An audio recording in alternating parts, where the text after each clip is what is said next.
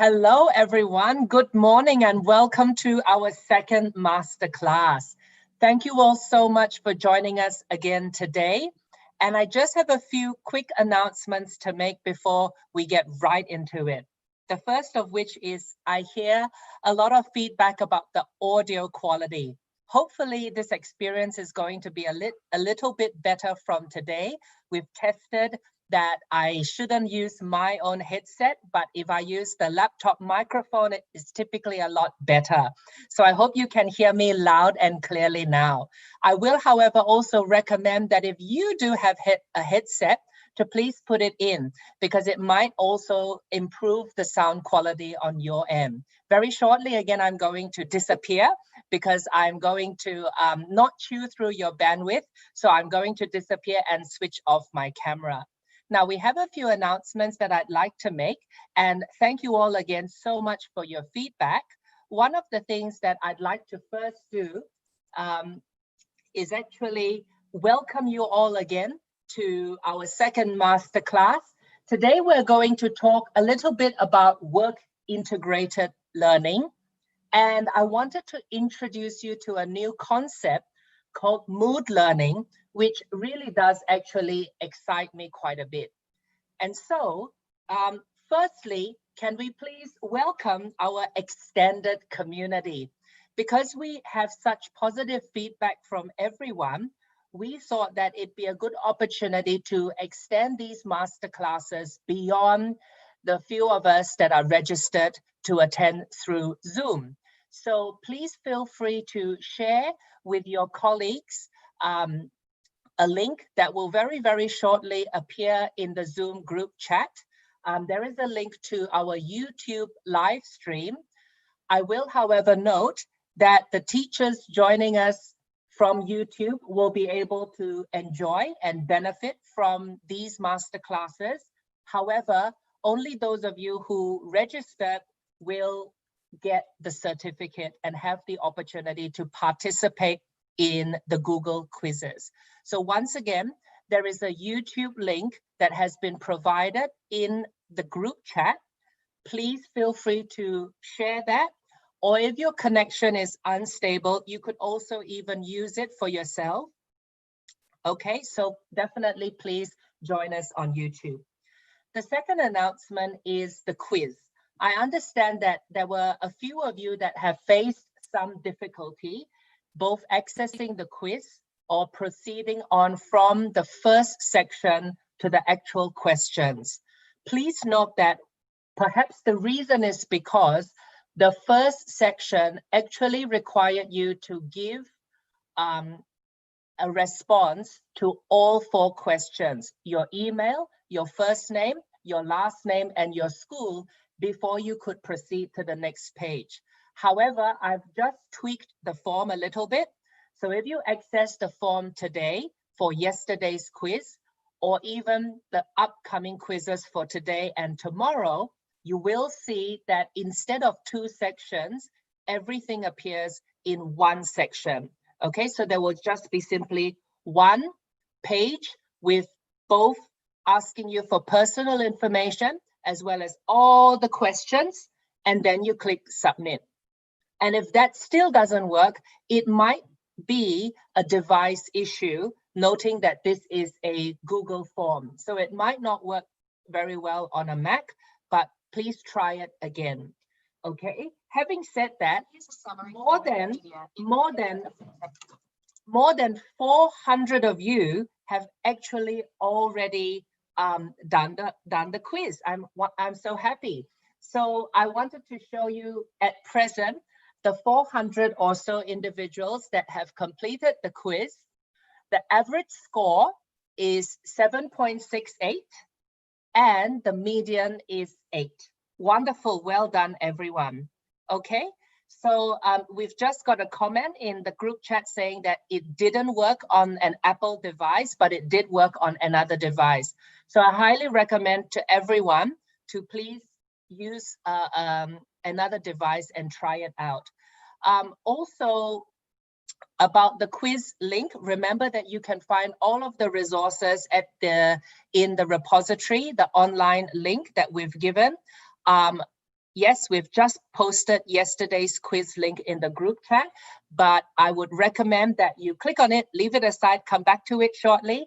Let's get through today's masterclass and then you can come back to it. Okay, let's go.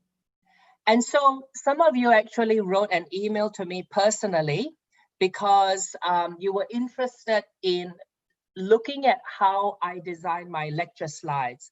Of course, I know that not all of you have the possibility to give lectures in high school because you have just you and your class rather than you to 100 or 200 kids at the same time.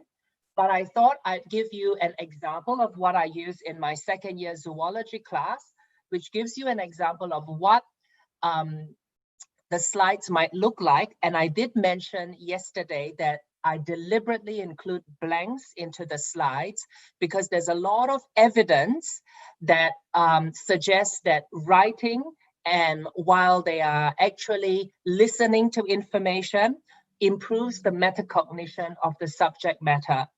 There is a lot of evidence, and this particular book is useful. Unfortunately, it is not a book in free circulation. So if you're interested, you can maybe see if you can download free sections of the book. But if you don't want to do that, don't worry. I hope you are convinced that there is a lot of evidence to show that writing helps. And by writing, I don't mean typing or texting. By writing, I do mean with a pen or a pencil. But I gave a complete set of lecture slides in my resource that you can refer to. The other thing that came from yesterday's session was some questions about where you might find play-based learning resources. You are correct that most play-based learning resources available in the market today are designed for kindergarten, primary school, and middle school. I put in 2 links here that you might be interested in that you can go through in your own time. And again, they are relevant to kindergarten, primary, middle school. But we do have our official Queensland Curriculum and Assessment Authority. So this would be like the CBSE equivalent, but in Queensland. And there are some suggestions on play-based learning there. There's actually one link I forgot to add, and that is this STAR education, which is great. So what I will do is I'll update my slides after this, and I'll upload the new slides, and it'll include one more link, which is yet another resource that you can consider. Okay, today we discuss work-integrated learning. I give you an introduction to mood learning, and finally, I am going to give you some instructions for tomorrow's little activity. There are some key points that we raised from yesterday's masterclass. The first is that we define the modern learner as a needs-based learner. Work-integrated learning actually gives us an opportunity to most effectively help people that are needs-based learners. We also discussed that the modern teacher is someone who is innovative yet empowering. And so our role as educators over the last few years and going into the future is dramatically changing. We're starting to shift away from our very, very traditional styles of simply, giving our students an information overload. We are more considerate to the way in which they learn in this day and age. And then we are actively responding to those changes in their learning styles. That's the modern teacher. You and I are modern teachers. So work-integrated learning offers something very unique. Of course, you are absolutely correct that you question, how do I do work-integrated learning in school, in kindergarten, in primary school, in high school? That's ridiculous. How can I get them to go on an industry attachment or a placement? Well, that might be because of what we define as work-integrated learning. And remember that it's not necessarily about having your student physically in a workplace. There are many, many opportunities for us to show work-integrated learning in the classroom. And the advantage really, given that we have these needs-based learners, if we can make it more explicit and draw more obvious connections between what they are doing in class with the workplace, it's really going to help them feel empowered, and that what they're doing now in some shape and form will be relevant in the workplace. So I have 3 ideas for you today. So work integrated learning has a nice definition. I like this particular definition because it really highlights the key, and it really highlights the integration part of work integrated learning. And that is actually the synergy between educational and workplace settings. The key here is the word setting, because a setting is not necessarily the real place. So we can obviously do work simulation, or we can do work skill simulation in the classroom. That's easy for us to do. So remember that work integrated learning by definition does not mean go on a placement, go on a practicum, go on an industry experience.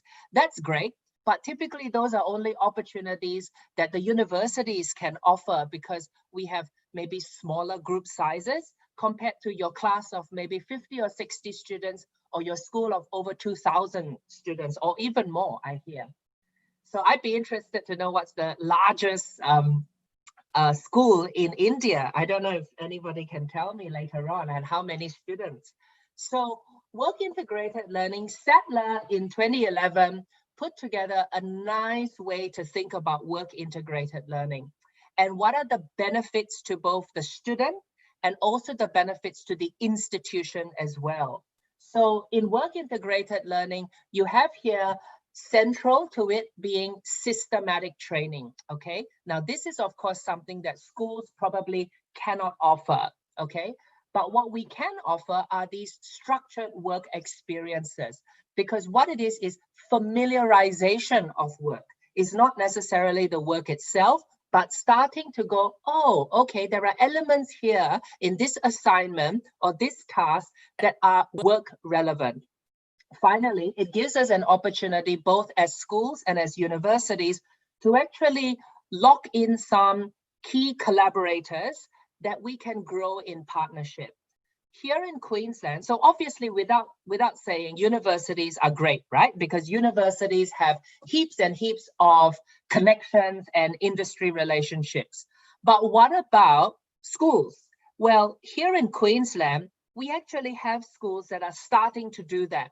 And what they're doing is they're trying to find collaborations where it could be at very face value, where the school is attached to a business or an MNC or an entrepreneurship or another university, and guest speakers are invited to give their students some idea of what it's like working in the real world. Or schools can have an even more in-depth engagement with these organizations and actually visit them for their students to have a more holistic understanding of what's awaiting them beyond their time in school. So for someone who is a needs-based learner, work integrated learning might offer some fantastic opportunities for active learning. So these are the very traditional activities. O'Shea in 2014 put together some activities that might be aligned with work integrated learning. Needless to say, most high schools already do this in some shape and form. So obviously, if you have a biology class or an earth science class or a marine science class, there's always going to be motivation to bring your students beyond, for them to experience fieldwork. So at high school, we already achieve some forms of work integrated learning. I guess the question for us is, could we adapt some of these activities for high schools or even for primary schools? Perhaps. Okay, so placement, practicum, internship, that's out of the picture, right? Unless you are a very small school, and then you can offer every single student a placement. Well, that's not possible. There are some schools in Queensland that do it, but they're oftentimes very small private schools. Now, however, what can we do? We can adapt some of these approaches. Co-op education is what I previously described. where you have a synergy between the school and an industry partner. It could be a local community center, it could be a local business, it could be a local university, and you're trying to find ways in which you can synergize that relationship. One thing that is very, very popular in Queensland schools, is inviting guest lectures. So if we package, say, a short course on quantum physics, you might then invite a physicist from the local university to give them a short lecture on how the concepts that they are taught in class are actually relevant to, say, GPS technology, which is what quantum physics is used for. One of many applications, I should say. Or you could be delivering a humanities class, talking about human geography and some of the patterns of international and internal migration within India. Then why not get a demographer from the local university to come in and then talk to people about how these trends are going to change in the future. So students get to see that integration between what they learn in class and how it's applied in the real world. There is also what we call a sandwich course. The key about sandwich courses, so it's not a course about learning how to make sandwiches, but it's rather a way in which we describe a course sandwiched between academic semesters. So remember, one of the things that we suggested yesterday is that education today is quite discontinuous. You know, you do one thing and then the next year you don't necessarily do it again. So a sandwich course is basically that buffer between those academic semesters that keeps students engaged. A good example are the master classes that I ran last month, because last month I ran a series of master classes for many Indian students that were senior students, because it was a senior biology masterclass. And we looked at viruses, we looked at fungi, we looked at insects, and we looked at marsupials.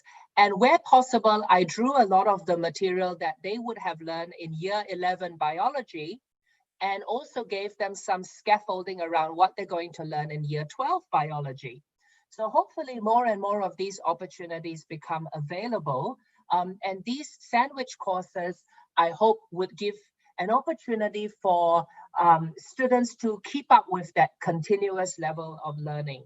And I'm very, very encouraged that, particularly for India, students are actually willing to do stuff during their holidays, which is really, really encouraging. They don't want to just play and relax. They actually want to be engaged. And I have met some of those students that, they're just so absolutely brilliant. So keep up the good work, India. So sandwich courses, I'm hoping, will be an opportunity for that continuity of classes between academic semesters or academic years. And perhaps as a school, there might be some inclination to invest in teachers to design these sandwich courses. So that's just something to think about. Work study is another interesting one, which a lot of our schools here are starting to do. Many of our students in Queensland, remember I told you yesterday that our students graduate at the age of 17. And at the age of 18 is the earliest that they can start university. I actually have a particular opinion about this, and I personally feel that this is too young to start university, which is no wonder that most of the students in Australia, when they finish their high school at 17 years of age, most of them, no, maybe not most, maybe a good half of them, not most, so half of them actually don't go to university straight away, which is great. So we have about half that will go to university straight away, but you have a good half that don't. So for those students, a lot of Australian schools are finding ways in which we can maximize their employability at the age of 18. That's not always easy, right? So while it's too young to start university, who's going to hire an 18-year-old? You know, those jobs are few and far between. So a lot of schools in Australia are actually putting a lot of emphasis, particularly in year 10 to 12, on what we call work study or adapting work study. Work study is not necessarily actually having a work experience, but work study is trying to understand the requirements of work. So how do you build your curriculum vitae? How do you perform in an interview? What are the skills associated with those things that are so integrated to work? How do you look for jobs? What is a reliable indicator of salary? These are all those professional and personal development skills that our year 11s and 12s do in some shape and form. Perhaps you can also consider doing some of these in your classroom.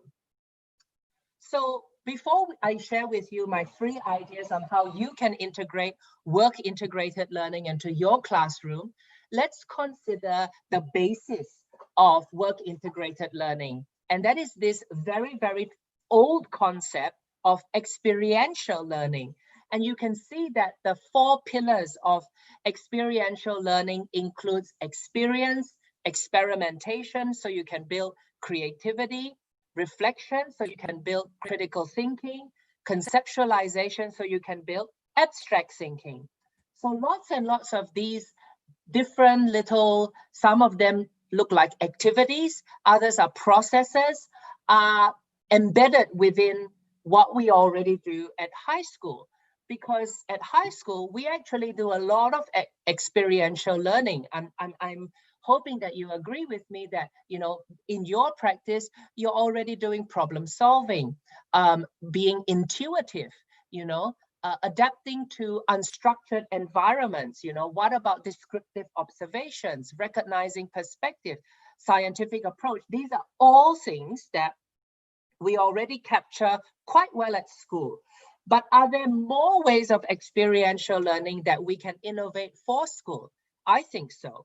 So a few things that you can consider, particularly for science classes, you know, risk management is really, really important in this day and age, right? Before you do anything, get students to consider the risk associated with those activities. You know, if they're doing something in the classroom, don't stop there. Get them to think about how they might actually apply that, you know. And so there are lots of different ways that we can actually continue experiential learning. And if you do this in some shape and form, guess what?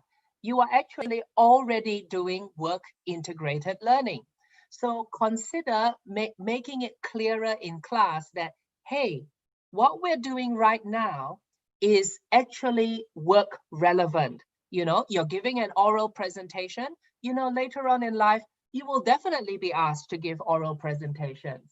You know, you are problem solving, you're solving a challenge to this problem. This process of how you break down the problem itself, that's what you need to do at work. So make that more explicit in your classroom. Okay, here are my ideas for you, 1 of 3. The first idea is revising the way we write our learning outcomes to include work relevant terms. What do I mean? So there are lots of useful verbs. This one is old material because everybody knows that when we use the verb at the start of our learning outcomes or our learning objectives, they fit into one of 3 big sort of schools of thought, whether or not we are developing cognitive skills, psychomotor skills, or affective skills or effective skills. And so what you are starting your learning objective or your learning outcome with is typically one of these verbs. Okay, so these are useful verbs. And those of you that you know, might not have seen these 3 categories before, the next time you revisit your lesson plans, pick up those verbs and see where it sits and whether or not you as a teacher, what kind of skills are you developing predominantly? Because most teachers, I suspect, have been stressing so much on cognitive skills and then missing psychomotor and affective skills altogether. So consider revising learning outcomes. Obviously, learning outcomes need to be paired with useful nouns. So obviously, this is the verb, this is the action. Now, what is the achievement or the measure of success? So this one is more recent and modern. And we have 5 key categories here that relate to work integrated learning and some useful nouns that you might be able to incorporate in your learning outcomes. Why is this important? Obviously, this is your resource because the lesson plan sits with you and not the student. This is for you as a teacher to do 2 important things. One is to actually see that you're covering a broad spectrum of skills, cognitive, psychomotor, and affective skills. Second is your opportunity to remind yourself why you're doing this. I find oftentimes as teachers, one of the things we do, we know what we're teaching because we're the content experts, we're the subject matter experts. But then sometimes we get lost and distracted because we're so in tune to our subject matter that oftentimes we forget how it's actually used in the real world. So one opportunity here is for you to rewrite your learning outcomes that takes advantage of work relevant terms. I'll give you an example.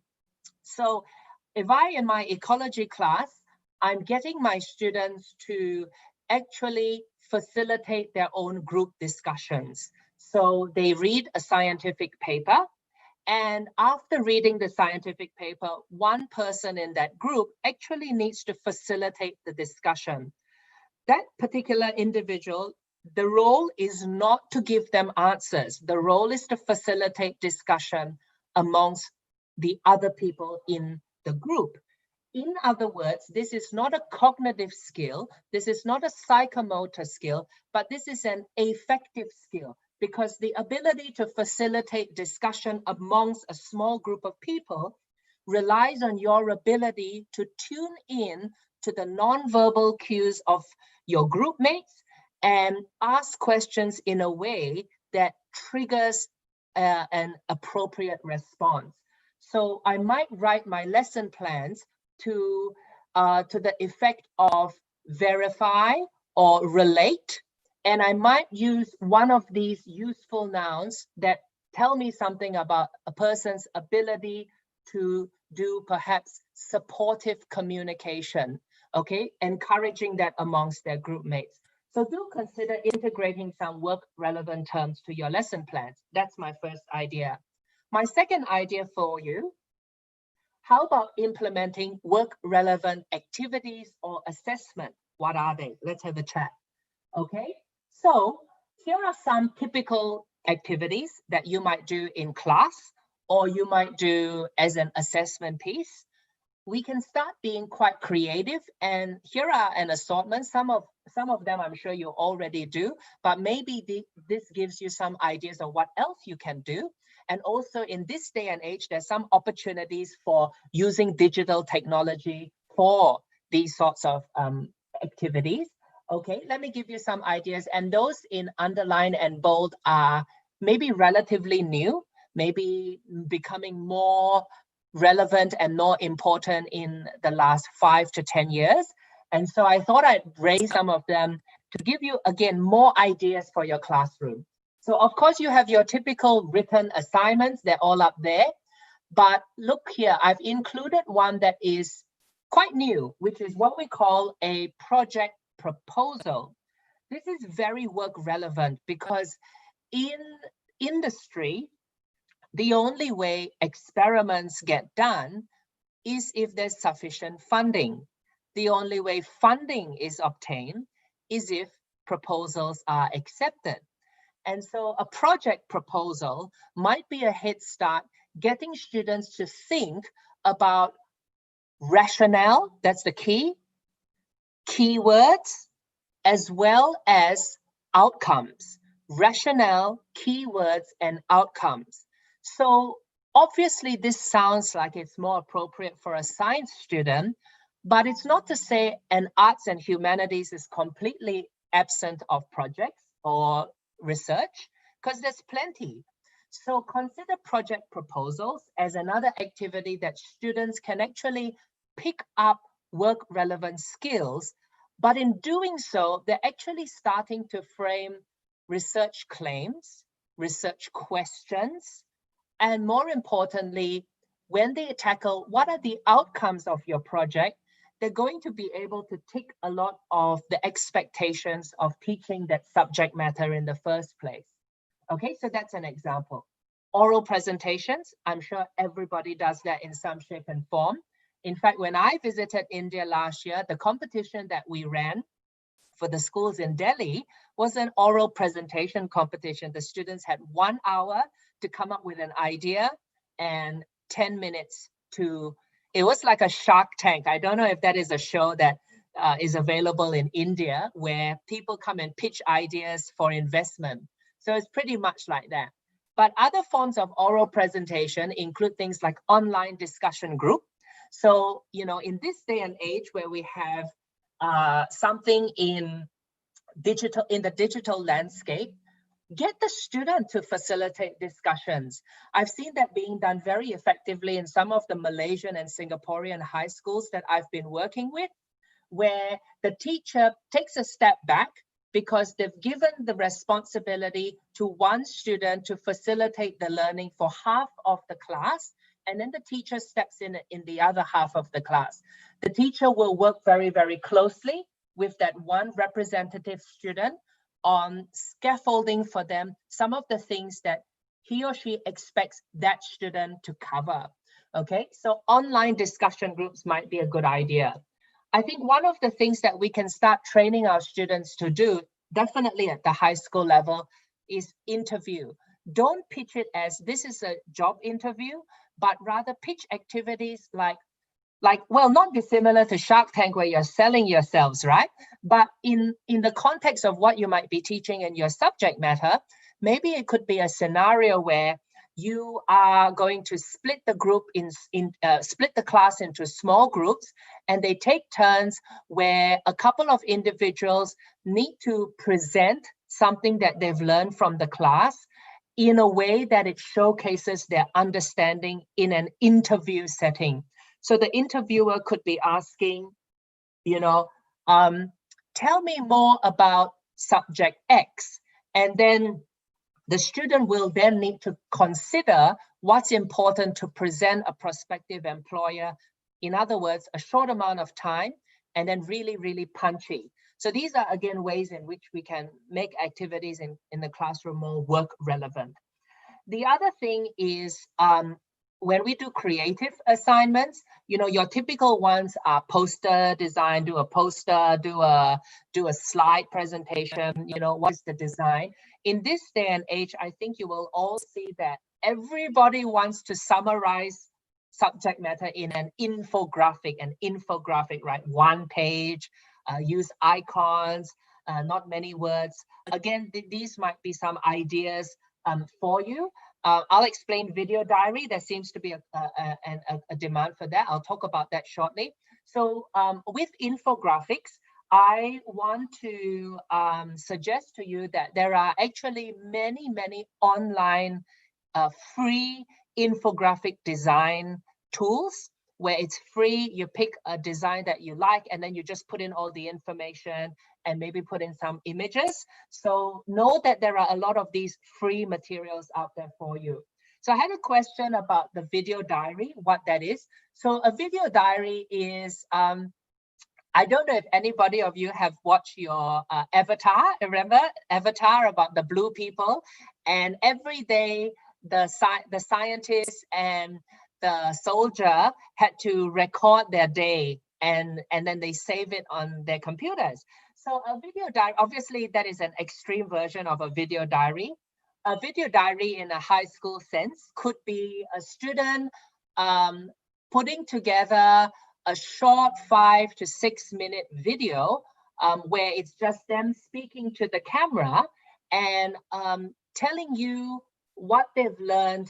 And as a teacher, what you might do is then go through a few of those, or have the opportunity to review their videos, what they've recorded, as a way in which you verify that they have completely understood. What you're looking for in a video, and the beauty of a video diary is the student is expected to give you a diary in one continuous go. You cannot obviously the student could edit the video, but there's no time for that. The whole purpose of a video diary is you click record and that's it. You have 5 minutes, stop recording. So what you see is raw, unedited interpretation of their learning. And there are there are obviously video editing softwares, but the objective of a video diary is not a video production. It's simply raw, unedited footage that gives you as an educator the opportunity to intuitively tick off that they have met the subject matter. Now, in a real setting, here are some, I guess, what I've seen before done in the high schools here. One is the teacher, well, we obviously in Queensland especially have the luxury of small class sizes. Typically classes are no more than 25 students. Having said that, a video diary, I've seen it really done effectively when the teacher gives a broad research claim and the student is then expected to address the research claim relative to what they've learned in class. So for example, the teacher could go along the lines of saying, okay, today we've learned about human adaptive and innate immunity. So this is about immunology and how the body naturally creates defenses against diseases and pathogens. Now, in your video diary, I would like to hear your understanding of this in the context of a specific disease.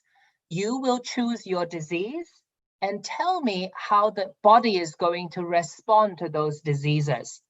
So it gives the teacher an opportunity to first verify that the student can, so I'm talking biology here, hopefully not everyone is lost, but it gives the teacher the opportunity to check that the student can distinguish that if they are bacteria, and if the body is infected by a bacterial disease, then the innate immune system is kicked in. But if the body is affected by a viral disease, then the adaptive immune system will kick in. So again, those are how a teacher here can basically check that the student is actually applying themselves. Okay, so video diaries, like I said, they're not meant to be onerous, right? It's just a short thing. So even if they, and I know some teachers do that here, even if you had a Facebook group with your students, even if you had a WhatsApp group with your students, oftentimes you can send videos on the phone. If it's just 1 or 2 minutes, consider that, right? So I'm happy that, there are some suggestions here that might be useful to you. I guess, why is it work relevant? Obviously, you don't necessarily have video diaries in a workplace, but they are relevant because the workplace is full of opportunities for you to capture and deliver short package of information. Okay, so this is again work relevant. There are some extensions of these ideas. You could consider industry panels. I hope many schools do that. With the career guidance department, where there are dedicated evenings where even parents are invited, so that it's an opportunity for you to bring maybe some of your graduates from your school who are doing stuff in industry or at university, bring them in for an information session where you interview them. So we do a lot of that here in Australia. And the career guidance departments typically spearhead these things. But I guess the key I want to make is that the way in which these sessions are delivered are constructed deliberately such that if you have a different industry panel, they are actually divided into the subjects that the students learn. So a humanities industry panel, a chemistry industry panel, a biology industry panel, a physical education industry panel, such that when the parents and the students sit in, they see, yes, I'm doing this in school now because those are the careers directly related to this discipline. Okay, another extension is, again, we mentioned before, which is how we can adapt that co-op education strategy and inviting guest lecturers from your local universities or industries, which I believe some of you already do. My final idea to you, and this is maybe going to be the most useful one that you can implement straight away, is work relevant assessment criteria. I've started, this is something new to me as well, but I've started reformatting all of my assessment criteria, all of my assessment rubrics, and into what I call work relevant assessment criteria. So let me, I guess, give you an example of what you would have used. So if you were typically marking a student, out there, they're going to give a presentation, you do the usual things, right? Quality, slide design, communication. So there are, specific criteria that you typically meet or need to address. But can you rewrite the criteria such that it reinforces work relevant skills? Look at my something that I did here. Again, we're touching on all of the correct points and meeting our learning outcomes. But when a student looks at what they're being assessed against, they feel a bit more confident in terms of work relevance. So I don't want to give you a score for communication, but I want to give you a score on how you demonstrate your motivation and enthusiasm. See, that's work relevant. I don't want to give you a score on how well you answered questions. I want to give you a score on your openness to suggestions and criticism. In other words, how you actually deal with those questions. Okay? I don't want to give you a score on the quality or the content. I want to give you a score on how you demonstrate your knowledge base. Okay? I don't want to give you a score on how you express the limitations of your work. I want to give you a score on how you demonstrate self-evaluation. Okay? And so I hope you agree with me that we as teachers, even though work integrated learning sounds like something very, very far away and the student only does later in life, but there are really creative ways that we can actually start encouraging them to become more work ready. Because oftentimes, this is where there's a lot of conflict with education, because there is a school of thought that vocational training is vocational training, and then academia is academia. And what we find, though, is that most universities now are synergizing both. It's no longer about pigeonholing the jobs of tomorrow, but rather, the nexus of those things. Because we often hear some rhetorics, right? So those of you with children or teach children who are under the age of 10, one of the rhetorics out there is that those students, so those individuals under the age of 10, by the time they are ready to join the workforce, 2/3 of those jobs that our population under the age of 10 will get don't currently exist. So 2/3 of the jobs of tomorrow don't exist today. There might be another rhetoric that you hear, and that is throughout the lifetime of the regular professional, you will undertake 17 jobs across 5 different industries. You might have heard that before. So I don't know about the evidence behind that, but these are, again, rhetorics that resonate with me. And so for me, I'm always thinking, how do I give my kids a skill set that's transferable across those industries? So we can do that at school. We can do a lot of these creative ideas at school. Okay, so I hope you found that useful. To wrap things up for a quick 5 minutes, I wanted to introduce this idea of mood learning to you all because it's very, very new. It's maybe only about 1 to 2 years old because it's a synergy of the literature from neuroscience, from psychology, and from emotional thinking. So I just wanted to introduce mood learning to you because I wanted to excite you about the future of teaching and learning.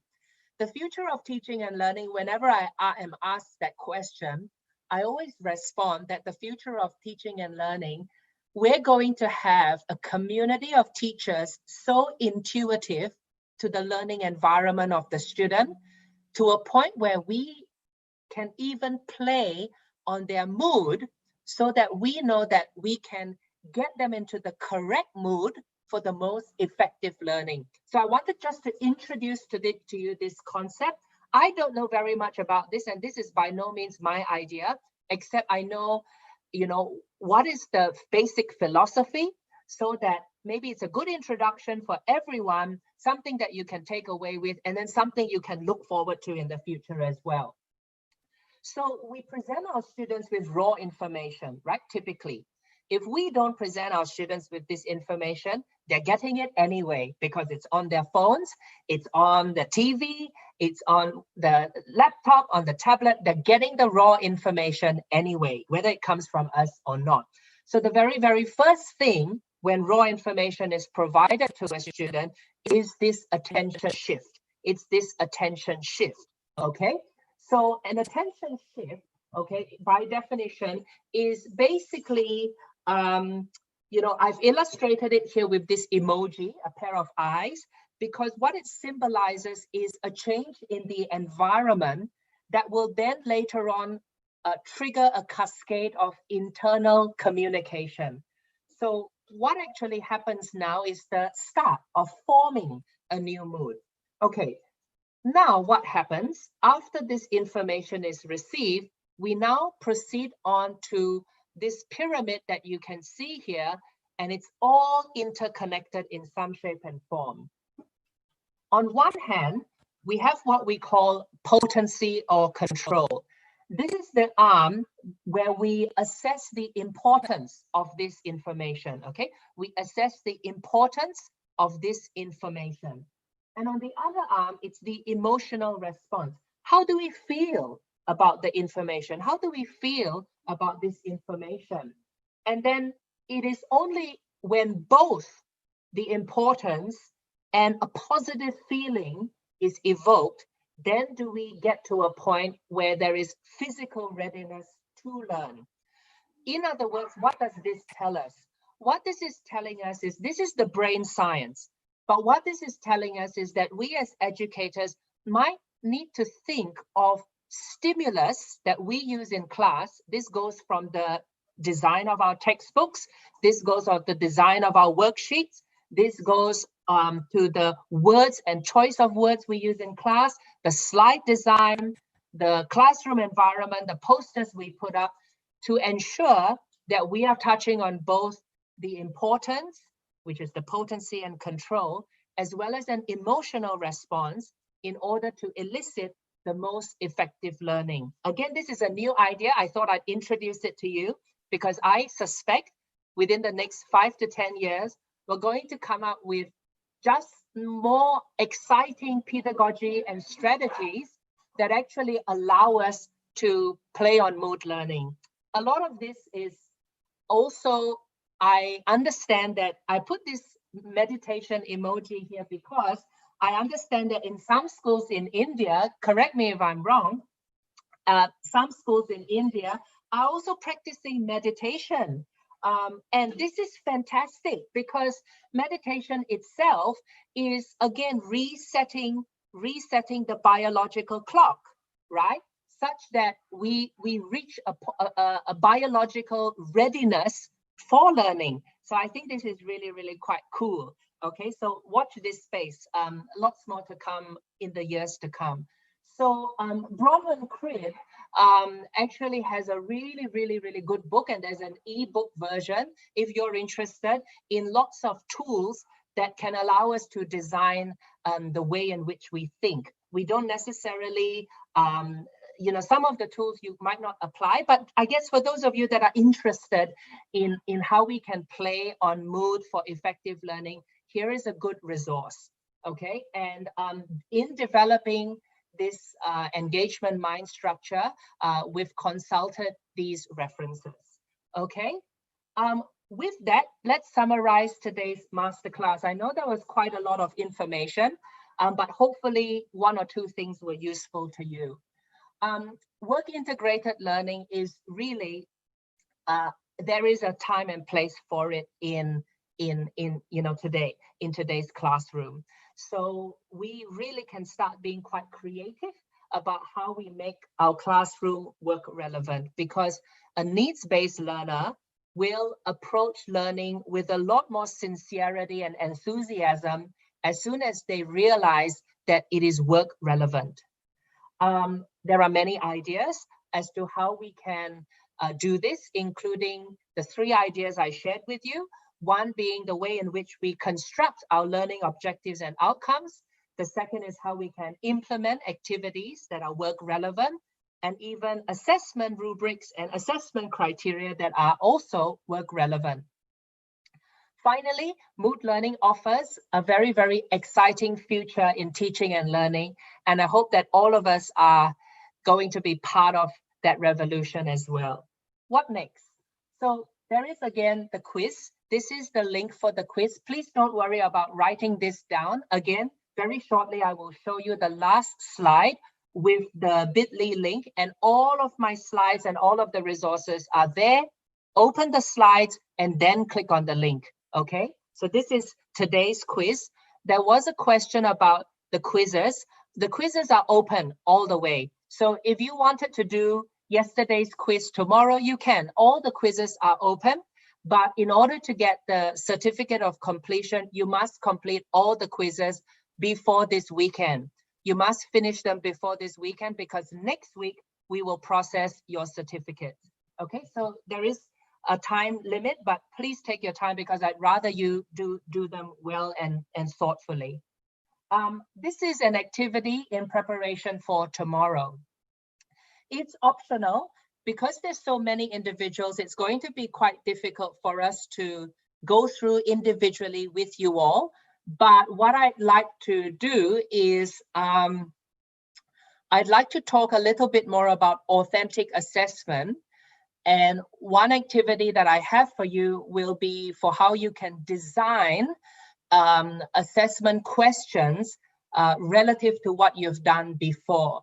So if you've ever written an exam question, maybe bring along 1 or 2 exam questions, and we will have a little activity tomorrow where you can apply, I guess, authentic assessment design principles onto the questions that you might have previously written.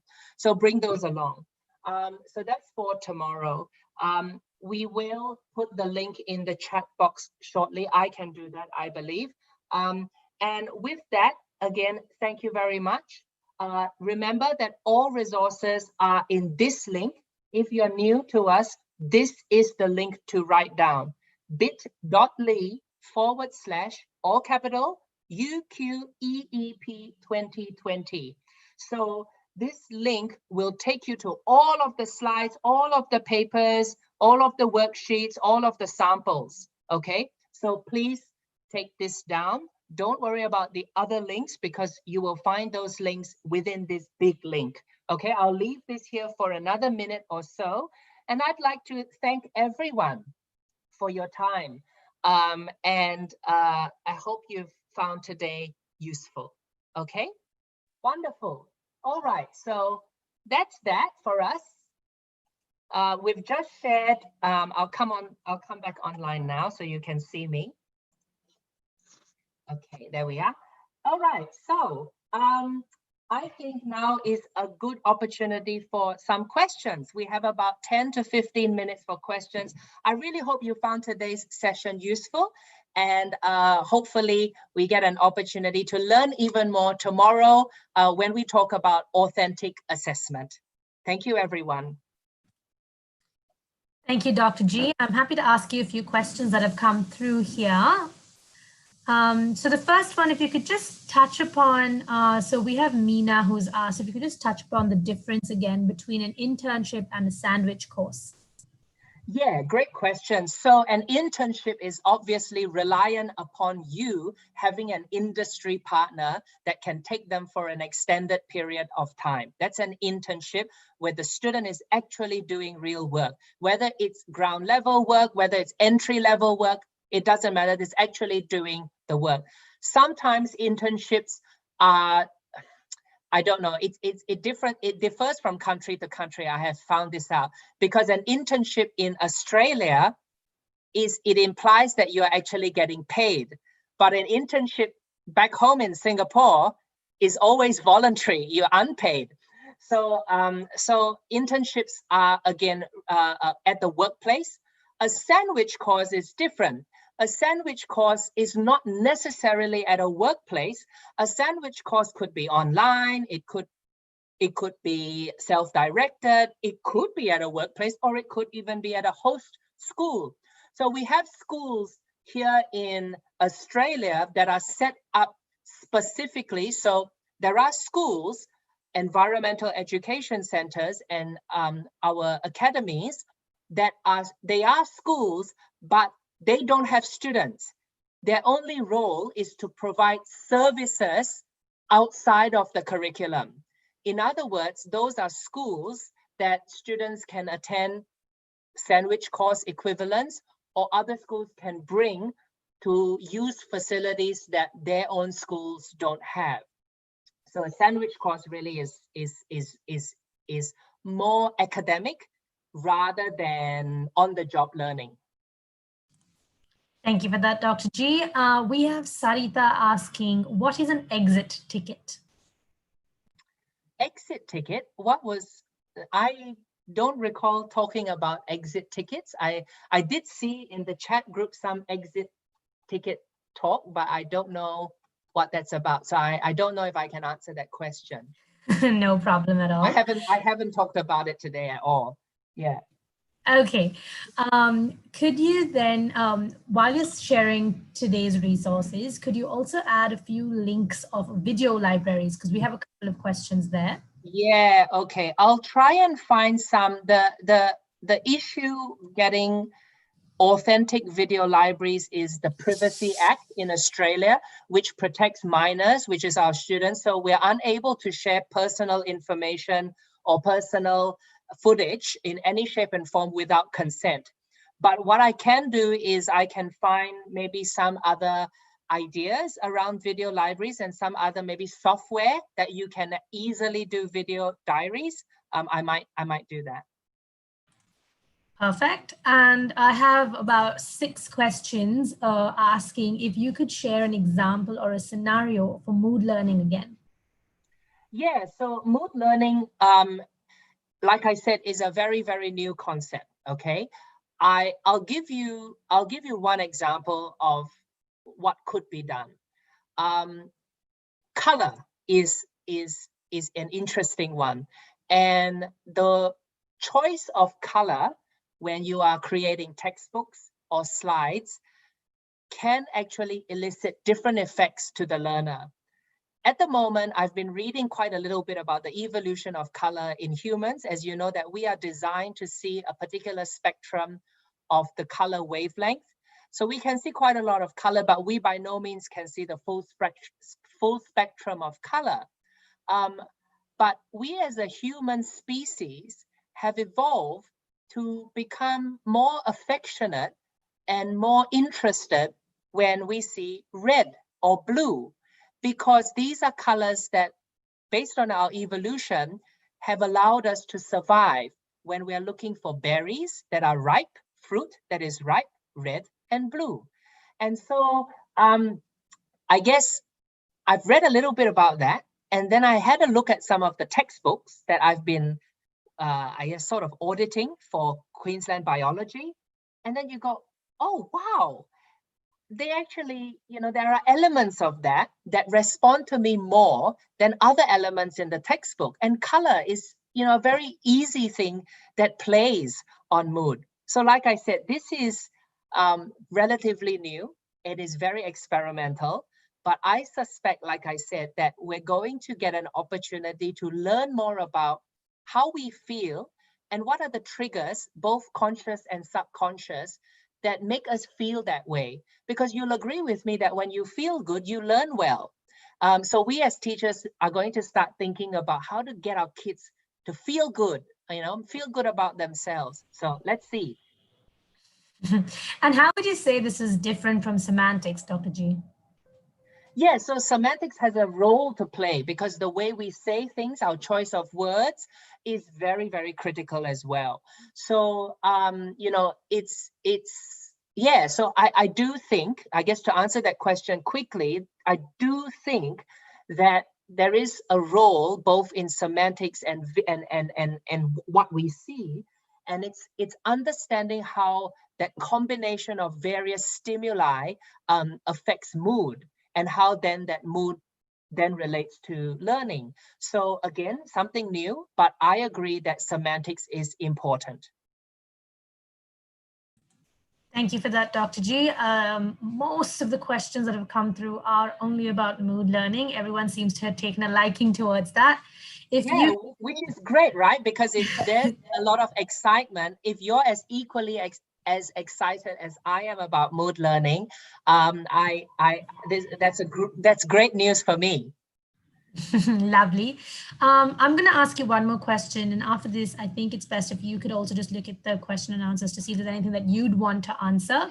Yep. But what that I can see off the top of my head is how is infographics different from concept maps or mind maps?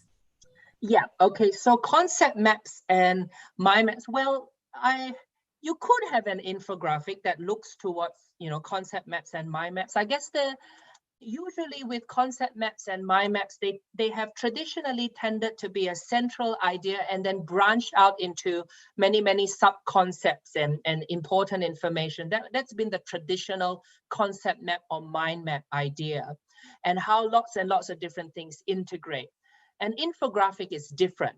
An infographic is different because it's typically used by people that know very, very little about the subject matter. Concept maps are typically used by other people that know a little bit, just to check that, yes, you've synergized and integrated and connected the relevant bits and pieces. Infographics are different because they're typically laid out such that the reader gets from point A to point B in a sequential way that allows them to learn more about the subject matter, rather than a central point and then going out in many, many different ways. So the sequence in which information is received in an infographic is slightly different. In terms of design, that's also very, very different, because infographics tend to use a lot of icons, a lot of graphs. So concept maps typically don't do that because it's simply words, word bubbles and connections. But infographics are a little bit more visual. Yeah. Perfect. Thanks for that, Dr. G. We're already at 12 o'clock. So if you want to have a quick look at the question and answer. Quick look. I think there are some questions that I think are very relevant. Azru asked a question about work integrated learning. How do we cater to this without knowing what the workforce will look like? And I think that's great. And so this is where that co-op education strategy, I really think, has a place in the future. Schools, I think, need to start coming together and then working with some select industry partners so that you yourselves keep up to date with changes in the workplace and the demands of the workplace. I think this is critical. This is something we in Australia do very, very frequently. Most of our schools in Australia are set up such that the career guidance department, which I'm sure many Indian schools have, such that the career guidance department, they are also responsible for industry linkages. So it's that continued collaboration with industry and with the schools that allow us as education practitioners to know what to keep up, if you like, with the changes in the workplace. So that question I thought was really, really good, and I had to address. Just quickly looking at the others now. There's one question about those three categories: cognitive, psychomotor, and affective learning, and whether or not those categories, is there more that you is there a particular one you should focus maybe at the primary school level, at the high school level? I actually feel like, if we want holistic development in our students, I know that most assessments are geared towards cognitive type skills, but I feel like if you want it to be holistic, these are skill sets that are very, very interdisciplinary. And what that means is we'd be surprised that when we actually say focus a learning objective on an affective skill set, we sometimes actually also touch upon cognitive skills in the same process because it's all quite interdisciplinary. So my suggestion to teachers when you're starting to revamp your lesson plans and trying to check that you're ticking across, you know, cognitive, psychomotor, and affective skills, try and have a balance. Try and have a balance of all of those. Yes, this is a great question here. I'll take a few more. This is a great question. Do we share assessment criteria beforehand? Yes, I always do that. Now, this has to be a school-based decision, but I think you see, the reason why I like the work relevant style of assessment criteria, I don't know if you agree with me. We have students that if you give them a criteria, then their only objective becomes the criteria. This is challenging, and this actually is not the purpose of giving them the criteria in the first place, because the objective is not for you to become obsessive of the criteria and then only focused on meeting the criteria. The objective of the rubric is to give you a guide as to what you're being marked against. And when you write it in a work relevant way, then there is a little bit of room for creativity in the way in which an assessment piece gets delivered. It's a double-edged sword, but I would argue that the assessment criteria should go to students beforehand. I think that is necessary. Okay, I might take one more question. Let me see. I'm going to just quickly ignore quite a lot of of the mood learning stuff.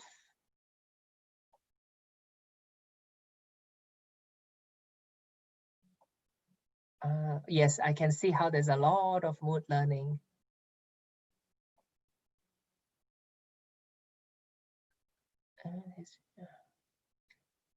Okay, we might just take this last question on mindfulness and whether or not we do that here at our university. Unfortunately, we do not. I guess the university is constructed in such a way that students, being young adults, have you know, their control over their journey in academia. We do, of course, have lots of opportunities outside of the classrooms where students can join social clubs or maybe find more information from their student experience coordinators. So we do have mindfulness, but it certainly isn't something that all of our students take up. Okay, great. That's wonderful. Thank you all again so very, very much for your time today and your enthusiasm and all of the very, very positive comments. Thank you again. I hope there was something valuable from today's masterclass, and I really look forward to meeting you all again tomorrow for essentially our final masterclass, where I'm giving you these ideas for practice, because Thursday is really a summation, and the key for Thursday is giving you a framework to evaluate your practice as a teacher. Thank you all again, and I wish you well. Enjoy the rest of your day, and I look forward to seeing you all same time, same place tomorrow. Thank you, India.